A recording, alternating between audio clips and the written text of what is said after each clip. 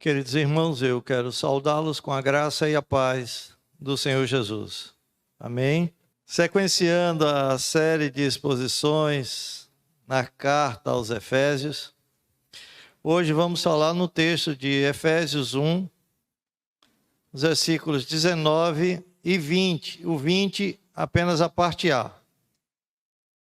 Então, este é o 10º sermão que fazemos neste livro, cujo título é Uma Súplica por Compreensão.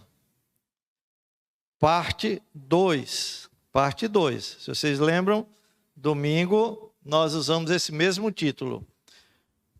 Os versículos de 15 a 18, domingo passado, né? Hoje, os versículos 19 a 20, o 20 apenas a parte A. Uma súplica por compreensão, parte 2.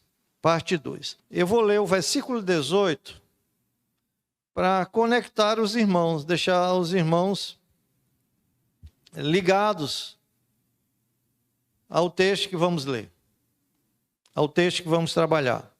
Então, versículo 18 diz assim, essa é a oração de Paulo, orando a Deus: iluminados os olhos do vosso coração, para saberdes qual é a esperança do seu chamamento, qual a riqueza da glória da sua herança nos santos, e qual a suprema grandeza do seu poder para com os que cremos, segundo a eficácia da força do seu poder, o qual ele exerceu em Cristo, ressuscitando-o dentre os mortos. Muito bem. Domingo passado, analisando os versículos de 15 a 18, vimos o apóstolo Paulo orando a Deus para que fosse concedido aos irmãos de Éfeso a graça de compreenderem e apreciarem devidamente a grande riqueza espiritual que possuíam em Cristo. Que maravilha! Paulo ora a Deus, né, para que ele conceda àqueles irmãos a graça de compreenderem e apreciarem devidamente a grande riqueza espiritual que possuíam em Cristo. Paulo deseja que eles compreendam a gloriosa abundância das coisas espirituais a que têm direito, por terem sido feitos filhos de Deus. Isto é, que eles compreendam as bênçãos incríveis e ilimitadas a que têm direito desde o momento que creram em Cristo Jesus. Vejam, versículo 18, parte A, Paulo orou dizendo assim: iluminados os olhos do vosso coração, para saberdes qual é a esperança do seu chamamento. Que maravilha, meus irmãos. Paulo deseja que eles se conscientizem da esperança que possuem, em virtude de terem sido chamados por Deus para a sua gloriosa herança. De modo que aqueles irmãos não precisam temer o futuro. Pelo contrário, em função da esperança do chamamento, o futuro deve ser encarado com alegria, com segurança, com anelo, com encanto, por mais que o futuro pareça sombrio. Paulo quer mostrar que o desfrute das delícias perpétuas está garantido. O Espírito Santo é o penhor, é o selo dessa herança. Então, Paulo deseja que eles compreendam e apreciem devidamente essa verdade. Vejam a sua oração completa aqui no versículo 18, a parte B. Iluminados os olhos do vosso coração, para saberdes qual é a esperança do seu chamamento, qual a riqueza da glória da sua herança nos santos.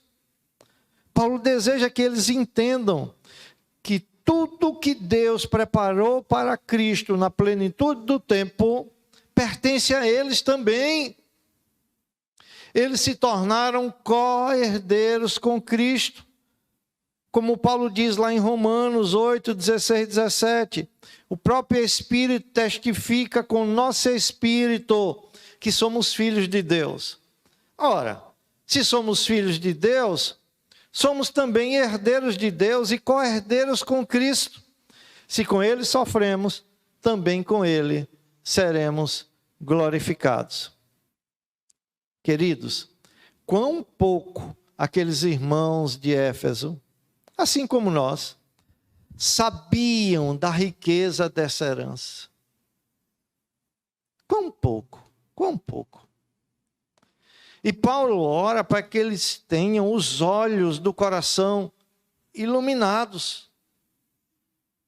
Isto é, tenha a mente iluminada, a fim de conhecer toda a plenitude da glória e das bênçãos envolvidas nessa herança eterna. Agora, notem uma coisa importante. Notem que essa esperança e essa herança, a esperança do chamamento e a herança gloriosa, repousam em uma promessa. E ambas estão no futuro. A esperança do nosso chamamento só vai se concretizar no futuro. A herança gloriosa, em sua plenitude, só vamos desfrutá-la no futuro. Aí vem a pergunta, sendo assim, onde então está a garantia de que Deus pode e manterá essa promessa? Resposta, a garantia está na suprema grandeza do poder de Deus, reservada para os que graciosamente creem em Cristo. Meus irmãos, saber sobre o poder de Deus é a base para confiar que Deus pode e manterá sua palavra. Eis a razão porque Paulo passa a orar agora para que os efésios compreendam e apreciem devidamente a grandeza do poder de Deus. Primeiro, ele orou para que eles compreendam e apreciem devidamente a esperança do seu chamado. Depois, para que eles compreendam a gloriosa herança que lhes espera. Mas como isso pode se concretizar? Através do poder de Deus. Essa é a garantia. Então agora Paulo ora para que eles compreendam a grandeza do poder de Deus e, de forma especial, a grandeza do poder de Deus manifestada na ressurreição de Cristo.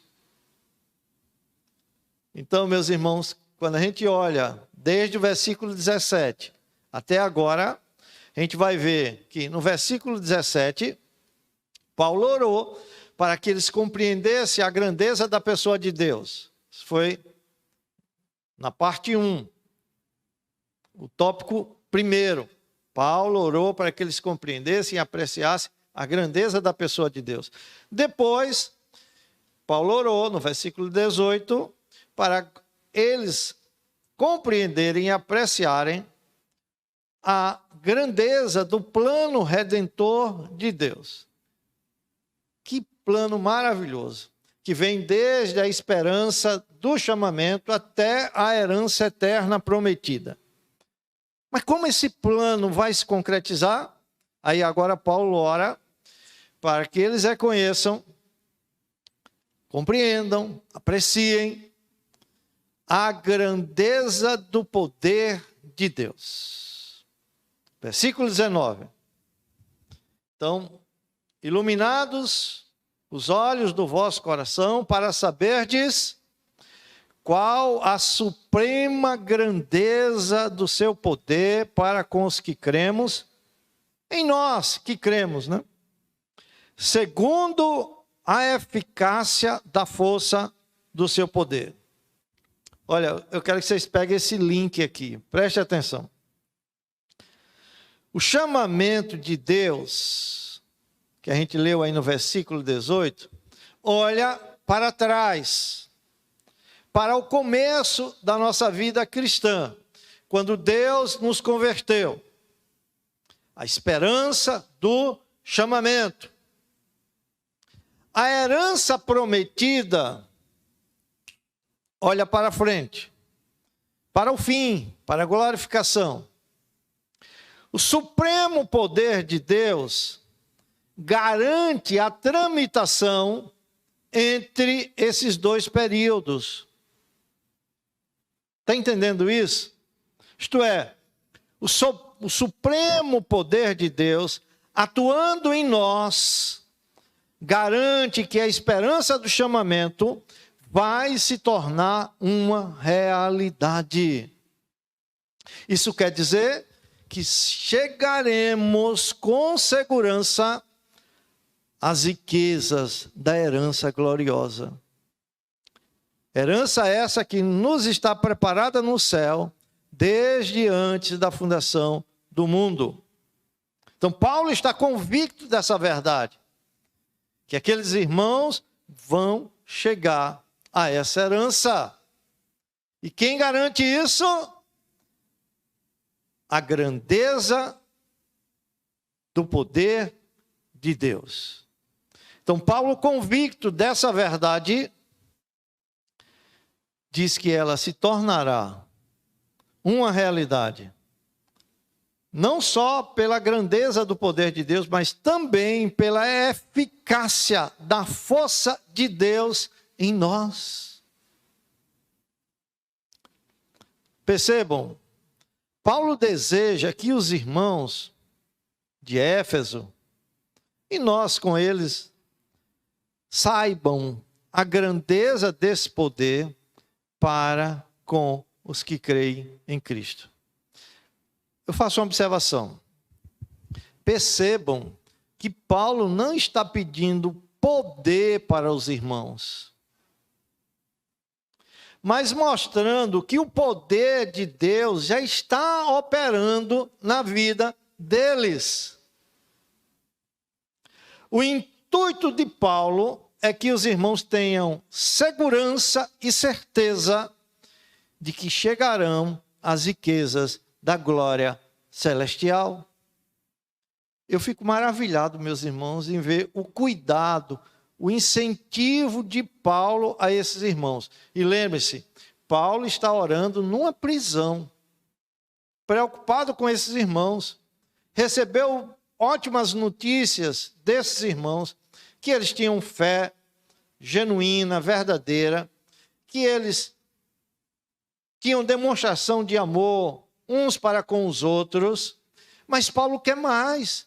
Paulo quer que eles entendam a esperança do chamamento deles, quer que entenda as riquezas da glória celestial que está à disposição deles. E logo, logo eles desfrutarão delas em sua plenitude. E Paulo diz, olha, e tem uma coisa que garante tudo isso. É a grandeza do poder de Deus, a suprema grandeza do poder de Deus. E vocês têm que entenderem isso. Senão vocês não terão condições de desfrutar tudo, todas as bênçãos incríveis que Deus já proporcionou para vocês em Cristo Jesus.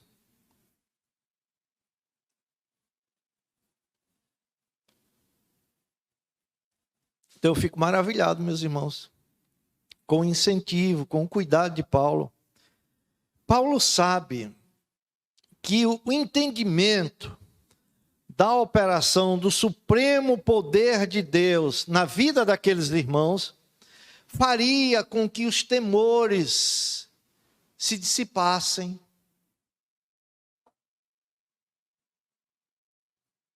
Olha que coisa maravilhosa. E brotaria nova confiança e segurança com respeito à sua salvação, com respeito à herança gloriosa que os espera na eternidade. Aí vem uma pergunta: por que Paulo procura incentivá-los na esperança do chamamento e da glória da herança eterna, falando da grandeza do poder de Deus que está em operação na vida deles? Eles não precisam orar pedindo esse poder. Esse poder já está em operação na vida deles. Por quê? Paulo procura incentivá-los na esperança do chamamento e na glória da herança eterna, falando da grandeza do poder que estava em operação na vida deles. E a resposta é o seguinte: sabe por quê? Porque um cristão sem entendimento da operação do supremo poder de Deus em sua vida, ao olhar para a excelência da gloriosa herança que Deus lhe preparou na eternidade, coisas indizíveis, a gente viu isso lá em Apocalipse. Nem João, inspirado pelo Espírito Santo, teve palavras. Ele falava em figuras, em símbolos, em pedras preciosas, para mostrar o que significa essa gloriosa herança que aqueles que creram em Cristo há de desfrutar. Então, Paulo sabe que se não tivermos a compreensão correta da grandeza do poder de Deus, seremos inclinados à dúvida, à incerteza, à hesitação. Seremos inclinados a dizer para nós mesmos: certamente, isso tudo não nos é possível. Ou de forma muito pessoal, você vai dizer: certamente, isso tudo, todas essas maravilhas, não me é possível. Certamente, não estou apto para tantas glórias e nunca estarei.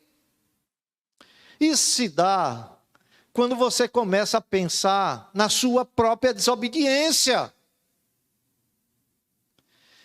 Quando você começa a ver as suas fraquezas, o seu egoísmo, a sua inclinação para pecar. E quando você contrapõe isso com as exigências de Deus para desfrutar dessa glória celestial, tipo,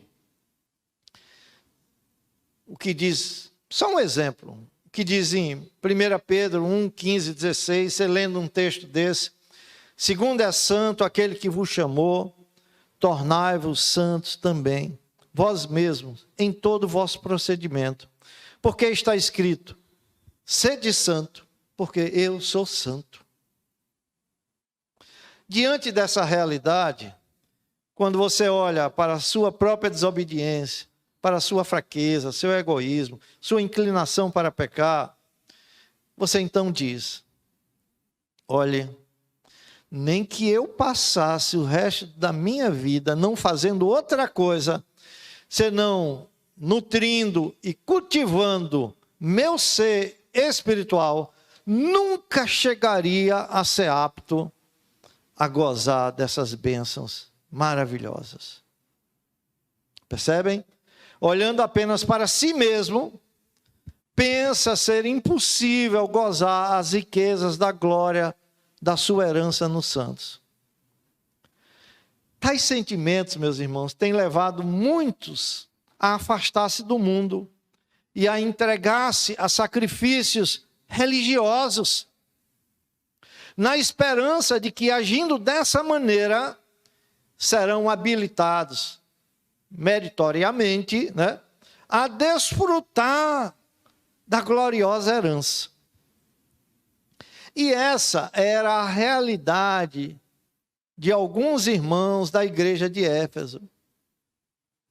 É por essa razão que Paulo deseja que eles conheçam a grandeza do poder de Deus que já está operando em suas vidas. E conhecendo, eles possam dizer: eu sou o que sou pela graça de Deus e pelo poder de Deus. Irmãos, isso aqui é fantástico. O cristão é fruto da operação de Deus, nada menos, nada mais. Então ouçam, a vida cristã, do começo ao fim, desde o momento em que cremos no Senhor Jesus, o simples fato de crer é resultado do poder de Deus. Então, desse momento que cremos em Cristo Jesus, até o momento da ressurreição do nosso corpo, é tudo resultado do poder de Deus operando em nós. Paulo quer que os irmãos entendam isso. Em suma, a totalidade da vida cristã, do começo ao fim, é resultado do poder de Deus. E Paulo está orando: ó Pai, que eles compreendam a grandeza do teu poder que já está em operação na vida deles. Que eles não fiquem com dúvidas da esperança do seu chamamento, que eles não fiquem com incertezas em relação à herança eterna que vos está preparada. Meus irmãos, não somos cristãos, nem poderíamos ser cristãos, sem esta operação poderosa do poder de Deus em nossas vidas. Ninguém pode fazer-se cristão. Só Deus faz cristãos. E Paulo confirma esse pensamento em outras passagens bíblicas. Por exemplo, em Romanos 1,16, Paulo diz assim, pois não me envergonhe do evangelho. Não se envergonhe do evangelho, por quê? Porque é o poder de Deus para salvação de todo aquele que crê, primeiro do judeu e também do grego. Lá em 1 Tessalonicenses, no capítulo 1, versículo 5, Paulo diz: porque o nosso evangelho não chegou até vós tão somente em palavra, mas sobretudo em poder no Espírito Santo e em plena convicção. Irmãos, o poder de Deus é quem opera no início da nossa vida cristã. Mas o poder de Deus não opera apenas no início da nossa salvação. Ele também opera em todo o tempo do desenvolvimento dessa salvação. Como Paulo diz lá em Filipenses 2,13, porque Deus é quem efetua em vós tanto o querer como o realizar, segundo a sua boa vontade. E em Filipenses 1,6, Paulo diz assim: estou plenamente certo de que aquele que começou a boa obra em vós há de completá-la até ao dia de Cristo Jesus. Eu acho maravilhoso o que Paulo diz lá em Filipenses 3,20. Ele diz assim: ora, aquele que é poderoso para fazer infinitamente mais do que tudo quanto pedimos ou pensamos, conforme o seu poder que opera em nós.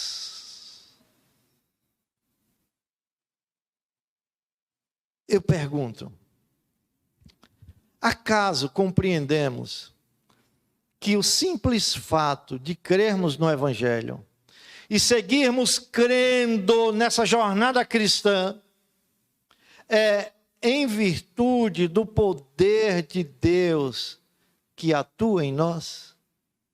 Será que temos essa consciência? Muitos cristãos falam superficialmente sobre crer, como se isso fosse uma coisa fácil. Uma coisa que qualquer pessoa que se dispõe a crer pode fazê-lo. Olha, meu irmão, você só precisa crer.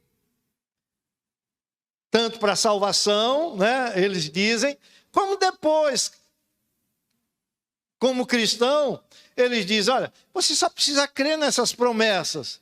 Como se isso fosse uma coisa fácil. Por isso há muita ênfase no fato de que crer, aspas aí, é uma decisão.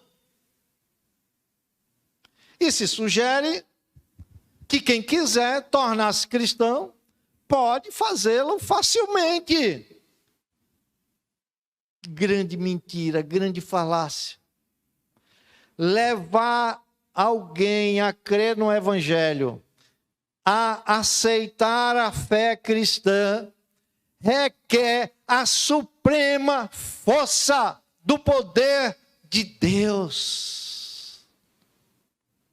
O ensino do apóstolo é que o fato de alguém crer no Evangelho e prosseguir crendo até o fim é um grande milagre.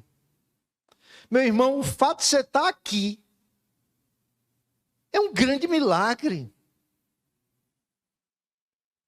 que só pode ser explicado adequadamente em termos da grandeza do poder de Deus.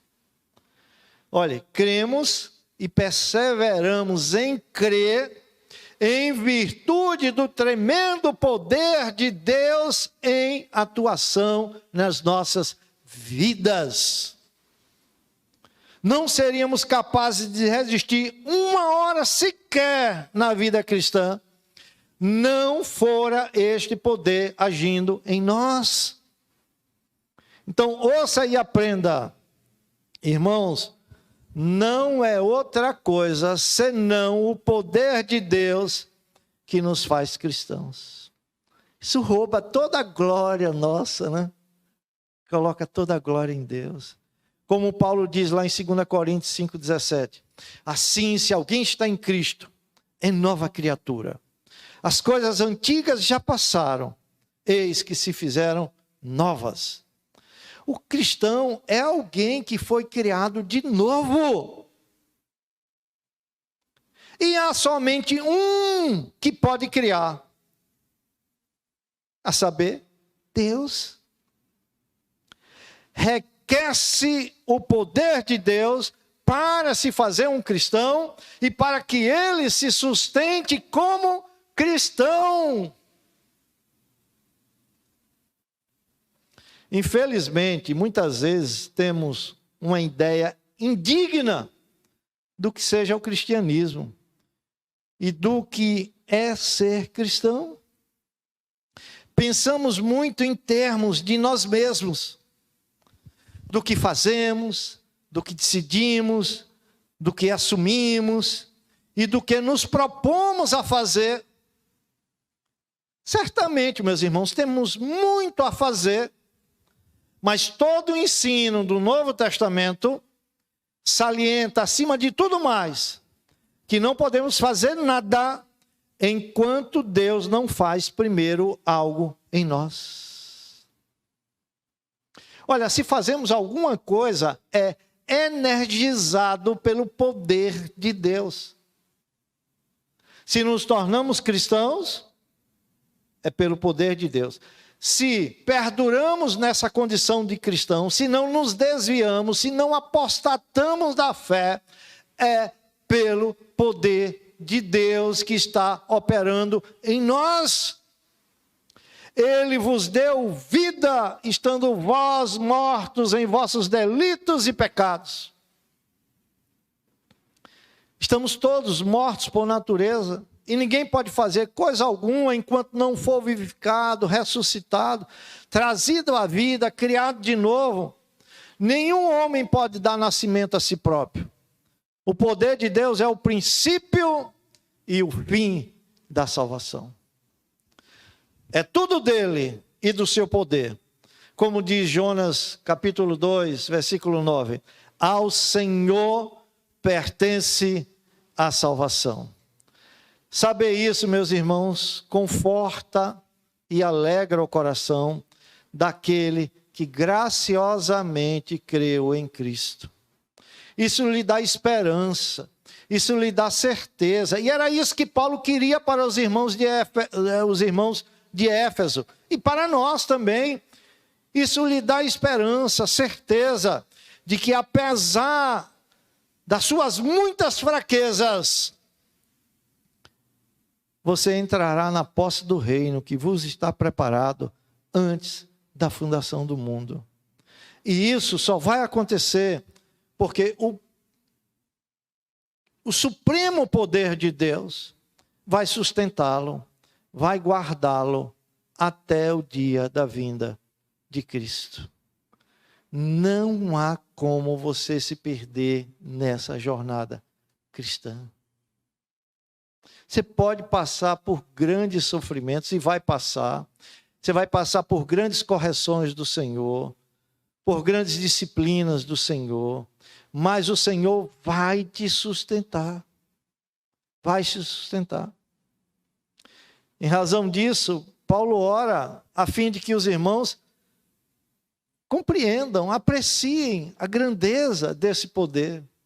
Então, quando você se sentir desanimado, com todas as suas fraquezas, às vezes até dizendo, rapaz, será que eu sou cristão mesmo? Como é que pode um cristão agir dessa maneira e ainda ter a esperança de desfrutar da herança gloriosa na presença do Deus Santo, Santo, Santo? Meus irmãos, não podemos perder a esperança do nosso chamamento, nem a promessa futura de herança gloriosa. E o que nos garante, entre o chamamento e o desfrute pleno dessa herança gloriosa, que nos garante essa tramitação, que não vamos perder o foco, que não vamos sair do caminho, o que nos garante é o poder de Deus. É o poder de Deus. Isso anima, meus irmãos. Isso dá certeza. Sou o que sou pela graça de Deus e pelo poder de Deus.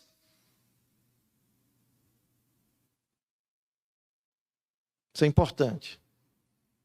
Então, Paulo ora, relembrando que Deus agracia aqueles irmãos, dando a compreensão devida da pessoa dele, no versículo 17, foi o primeiro ponto, do plano redentor dele, né, que começa lá na eternidade, que de forma prática vem com o chamamento da esperança, e agora vamos caminhando nesse processo de santificação até o desfrute pleno da herança.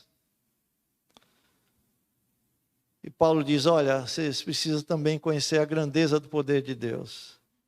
Em quarto e último lugar, Paulo ora para que eles compreendam e apreciem a grandeza da ressurreição de Cristo. Uma coisa está ligada à outra aí, o terceiro e o quarto.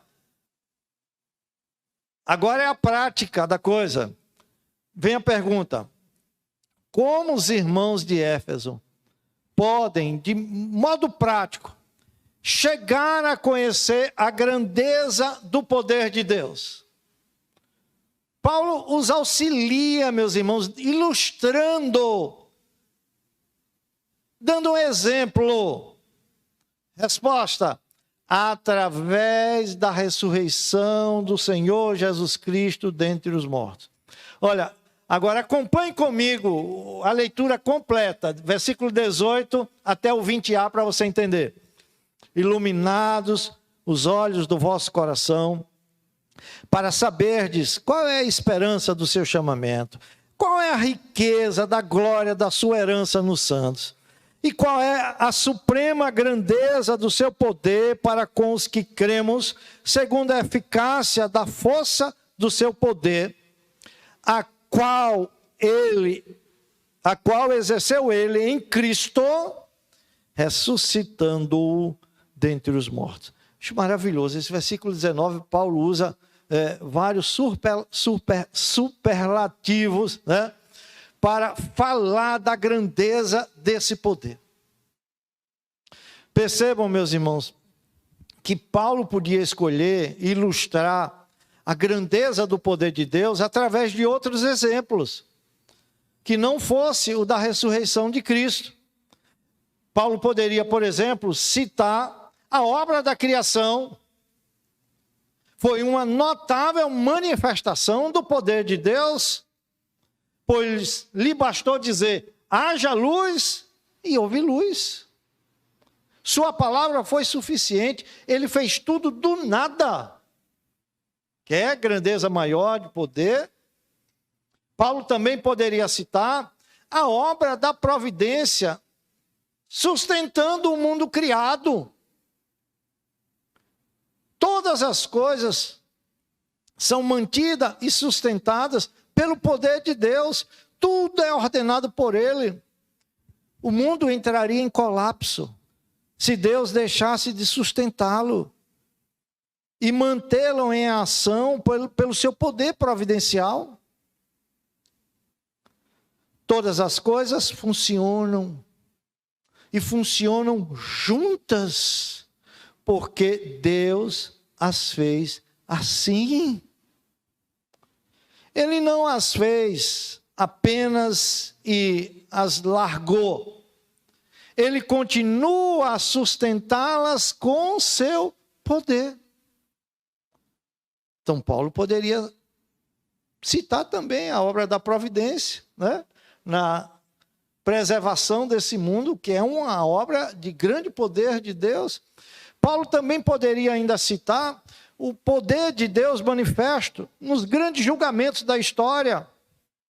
Por exemplo, o poder de Deus manifesto no dilúvio, quando as janelas dos céus foram abertas e montanhas foram cobertas pelas águas. Paulo poderia citar o poder de Deus na destruição de Sodoma e Gomorra.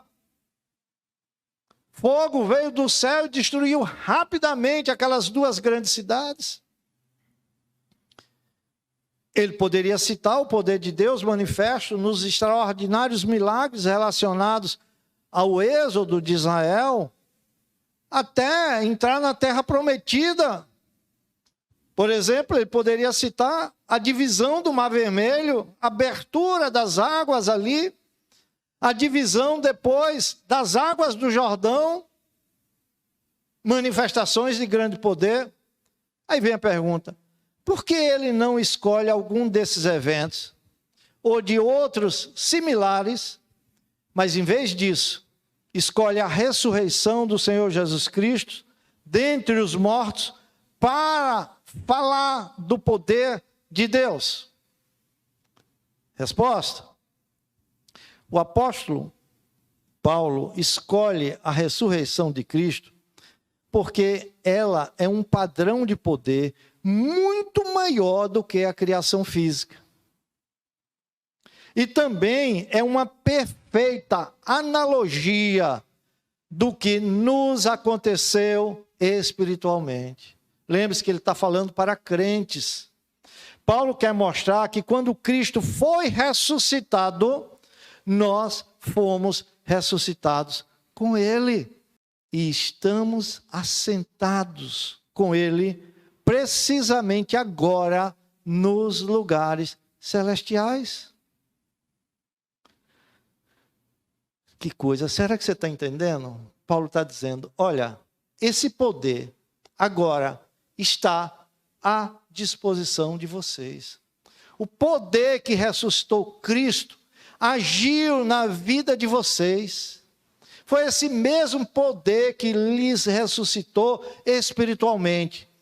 Foi o poder que sentou Cristo à direita de Deus Pai nos lugares celestiais. Vocês também estão assentados com Ele nos lugares celestiais. Foi esse poder está à disposição de vocês. Agora vocês podem usá-lo em sua experiência diária da jornada cristã. Então, em qualquer coisa que vamos fazer, podemos recorrer a esse poder. Olha que maravilha! Eu fico fascinado quando vejo aqueles desenhos com aqueles super-heróis, né, cheios de poder, não tem nada difícil para eles. Eles vão tirando todos os obstáculos e no final a vitória é certa. Paulo diz, é isso aqui com vocês.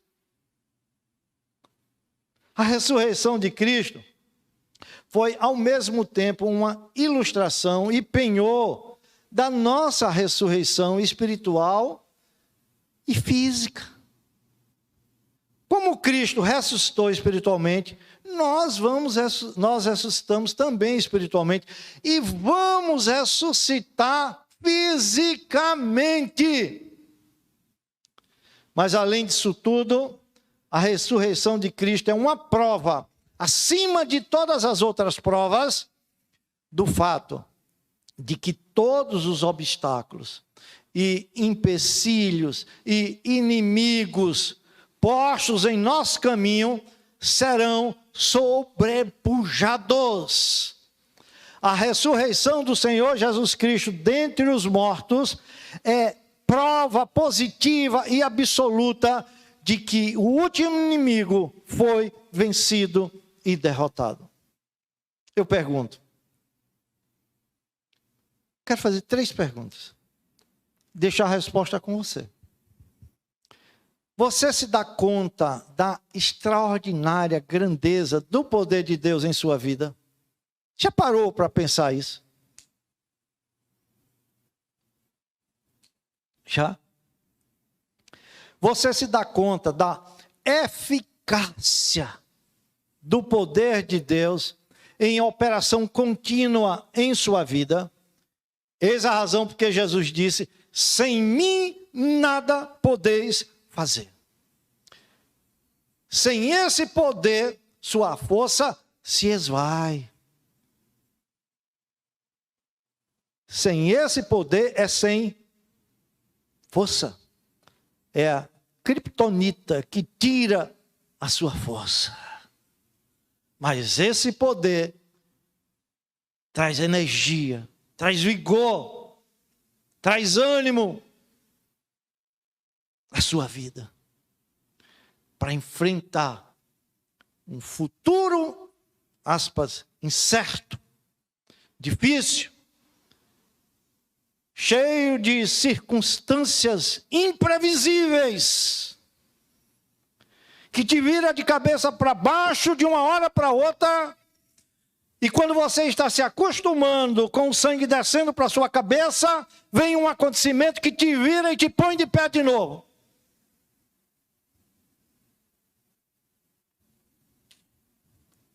Mas esse poder te faz caminhar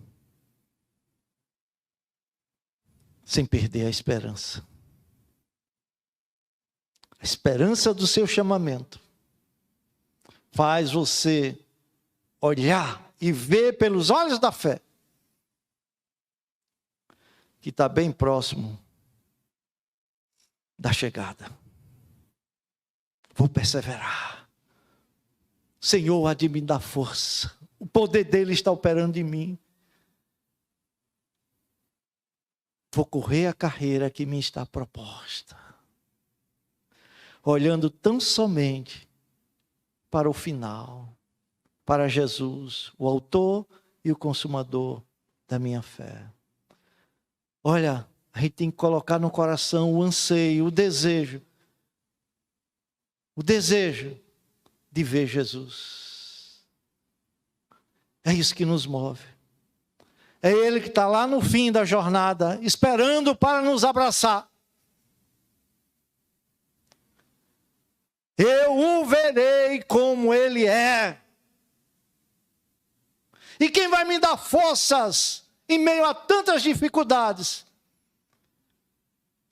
Em uma corrida tão longa, tão difícil, tão cheia de obstáculos, tão cheia de empecilhos, tão cheia de inimigos.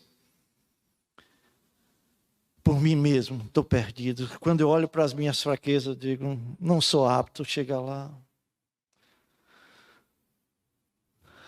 Mas o Senhor, com o seu poder, é que me sustenta. Que esperança, que ânimo, que incentivo. Paulo diz, Senhor, faça eles compreenderem isso. É isso que anima, meus irmãos. É isso que anima.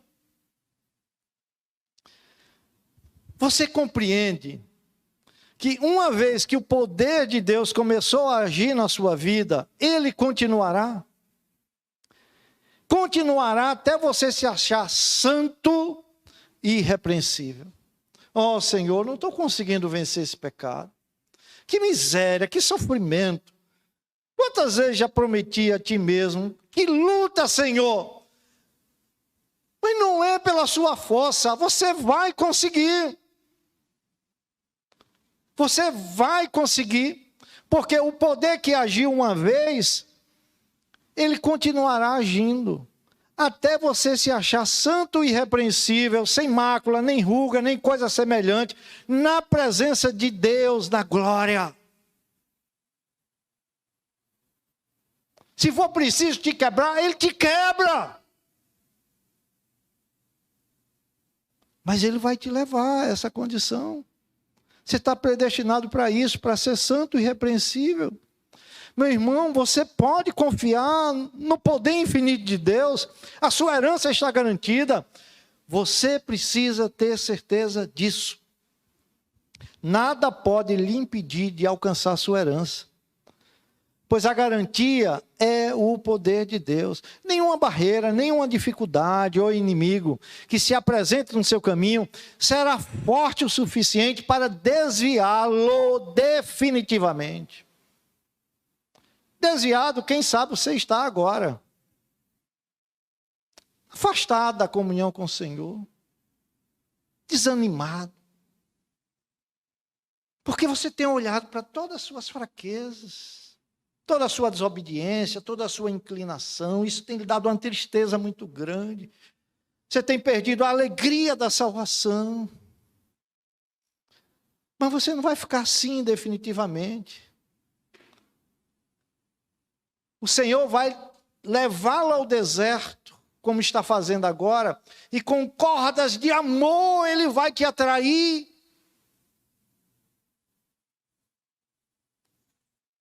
E a maior prova está no fato da ressurreição de Cristo, que venceu a morte. Cristo matou a morte na sua morte. E assim como Cristo venceu a morte, você também vencerá. A vitória de Cristo é a sua vitória. Que maravilha! Quando Deus ressuscita Cristo, dá essa manifestação de que o último inimigo foi vencido. Como Paulo diz agora lá em 1 Coríntios 15, 56 e 57. O aguilhão da morte é o pecado, e a força do pecado é a lei. Mas graças a Deus que nos dá vitória por meio de nosso Senhor Jesus Cristo. Irmãos, entendam. Se o maior de todos os inimigos foi vencido, não há nada que possa impedir o cumprimento de Deus, do propósito de Deus na vida dos cristãos. E os crentes precisam saber dessa verdade, para que dessa maneira conheçam cada vez mais a Deus. E dessa maneira cada vez mais glorifiquem a Deus. Confiantes que eles poderão dizer com toda certeza: Onde está, ó morte, a tua vitória? Onde está, ó morte, o teu aguilhão? O Deus que age em nós, a força de seu poder, nos garantirá a glória futura. E eu tenho um texto maravilhoso, que é o texto de Filipenses 3:21, em que Paulo diz assim, ó, o qual transformará o nosso corpo de humilhação. Esse corpo agora é de humilhação, né? Para ser igual ao corpo da sua glória. Segundo a eficácia do poder que ele tem de até subordinar a si todas as coisas. Deus pôs tudo debaixo dos pés de Cristo. Os inimigos mais poderosos, o diabo, a morte, o inferno, já foram subjugados. E a ressurreição de Cristo é a prova disso. Temos assim uma prova positiva de que não há nada que seja difícil demais para o Senhor. E de que para Deus nada é impossível. Então eu quero fazer uma aplicação. Preste atenção. Quando você pensar na glória, na perfeição, na maravilha, no encanto da herança eterna, e se sentir indigno, fraco e sem esperança de desfrutá-la, lembre-se, o Deus que está agindo em você lhe manterá nos caminhos do Senhor enquanto você estiver nesta terra maldita, e lhe fará apto para a indizível glória futura. É Ele quem está fazendo isso na sua vida, não você. Não você. Não você. Para Ele, nada é impossível. E ninguém ou nada pode resistir-lhe de maneira final. Assim você pode dizer com Paulo, estou certo de que nem a morte, nem a vida, nem os anjos, nem os principados, nem as potestades, nem o presente, nem o porvir, nem a altura, nem a profundidade, nem alguma outra criatura nos poderá separar do amor de Deus que está em Cristo Jesus, nosso Senhor. Romanos 8, 38, 39. A Deus toda a glória. Amém. Amém. Amém.